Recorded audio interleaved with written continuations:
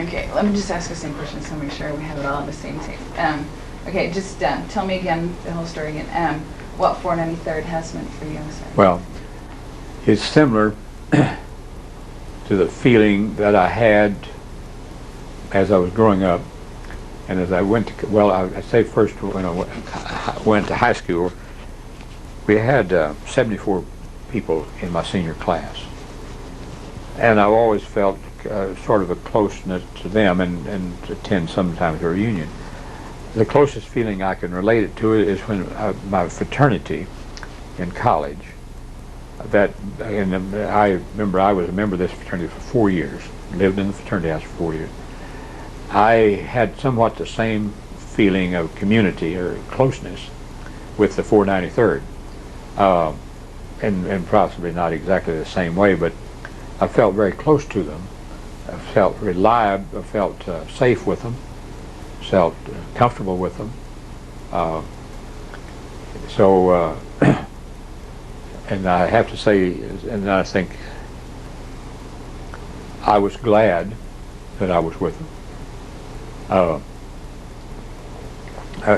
was not really any offered an opportunity to be with anybody else because I was drafted, went to school, then was assigned to the 493rd. So, but it's that kind of association that it was a. I think we trusted each other, relied upon each other. When you said you would do this, you did that. They were the kind of people that I really. I have not gone to the annual reunions as much because I felt like, well, it was a long ways and it cost a lot of money. My wife she did not share my feelings. She had, as I say, she worked for the quartermaster at the Camp Barclay, and she had lived in Abilene all the time, and she had a dim view of soldiers, despite the fact that her 3 brothers were all soldiers. And she was never interested in them. But she didn't know the wives of any of them, so so that was probably what it was. But I felt confident and safe and comfortable with them. So did you get married to your wife when you got back to the States? When I got back, yeah. When I can't. I had taken her. She, as I say, she had a dim view of soldiers. But anyway, and we got engaged before I left, and I borrowed the money and bought a big ring. And I took her up to meet my folks. But I don't know whether she thought I was coming back or whether I thought I questioned whether I'd ever be back. Mm-hmm.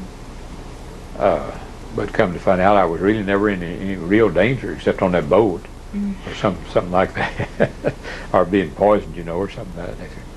But anyway, I think we decided a long time ago, and my father really thought she was great. So, but when I came back, I wasn't making as much money as I needed to. But anyway, she said that'll be all right, and so we got married. I kept you a long time. Do you have any other stories? I was going to ask you one more thing. Yeah. Do you remember any practical jokes that you used to pull back then? Well, I have to say that practical jokes are cruel, and the men. We always said boys, and they were over 21 then. They started at 75 now. There are lots of men that come into the Army that have never been away from home. And they're a great temptation for people to take advantage of them. And they do. I don't know that that's all bad, because you get used to people and you learn and stuff like that. But there are times, and there are some young men who have never been away from home. And you ship them to a place like Camp Campbell, Kentucky, which is in the middle of nowhere. It's a shock. So they're very gullible. A lot of times they are. Of course, they get over it. They learn it, and that's not all bad. You learn things like that. But by and large, and this is another good thing, by and large, because we were together so long, the 493rd Armored Field Battalion, were together so long that we developed a camaraderie, esprit de corps, of where even if I didn't like you, we could get along. Plus the fact that I learned to know some people that were totally different than I was, from education, background, nationality, that turned out to be real good. You take this fellow from Harvard, and he never did get over this idea that he was better than anybody else in the world. But I could accept that. He really had a good opinion of himself. But I think nearly everybody got where they could. Well, Haxel, that's the way he is. And so you develop an esprit de corps, or a comradeship, or and also, this is at that time in your life plan. See, I'm 22 to 26, and this is a time when you form associations and friendships and acquaintances that you would be doing anyway. Maybe not quite under quite circumstances, but this fellow Nick, he had a theory, and he really seriously proposed this, because he was good, that if we just get together in a business and work together like there's no telling what we could do. Well, that's partly right, although I don't think as civilians we'd ever work quite as well, because I think other differences would have come up, which in the Army didn't make any difference. But anyway, we did develop that kind of feeling towards each other, and even now I can't tell you percentages, but even say a certain number of our men and officers were married. Well, they developed a close relationship with their wives and everything when we moved from one town to another, which was really good, because they were really helpful to each other. But I really think, and this probably is true of every division or every unit that's like this, but I think we really had a good relationship.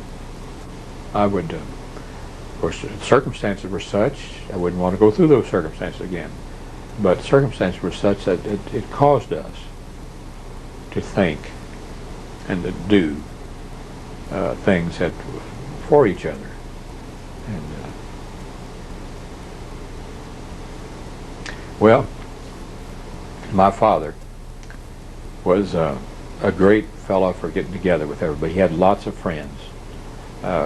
He associated with, he had several groups that he met with all the time, and he was a great mixer.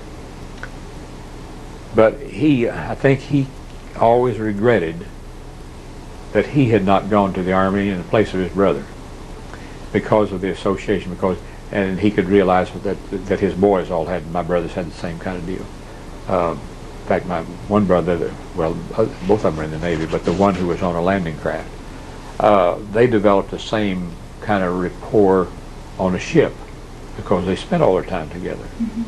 And I think my father always, he would think, he was always talking to us about this. I think he kind of regretted that he had never had the same experience. But by the same token, I don't know that I'd want to do it again. Or, of course, I don't have any children, but I would want my children to do this. It has some good points, but you can also get killed. So, Do you have anything else you want to add? well, I do not regret any of my military experience. That doesn't say that I've been cold and hungry and wet and all that kind of stuff, and dangerous once in a while. But I do not regret it. And then I think that's bad. I know some people that are real critical, and they and I'm sorry they had the experience they did, but they hated it, hate everybody, and wouldn't want to do it again, and all that kind of stuff. And I feel sorry for them, because when you're, you know, even had I not gone into the Army, I would have hoped that I would have had some similar experiences, because after all, my college experience, my fraternity, my high school alumni association would to some extent taken the place of that. Mm-hmm. And I think at that age time, that's when you need to do those things. So those people who hated it, they missed something. God, maybe nobody voted that same way. But my wife even said that she thought I learned something in the Army. Oh, that's good. And of course, she had, as I say, 3 brothers that were in the Army, and she thought the same thing about them. Mm-hmm. But it is dangerous. Okay. I think I have pumped you of every possible corner. Well, I'm sorry that No, I get choked up sometimes. I think back, golly.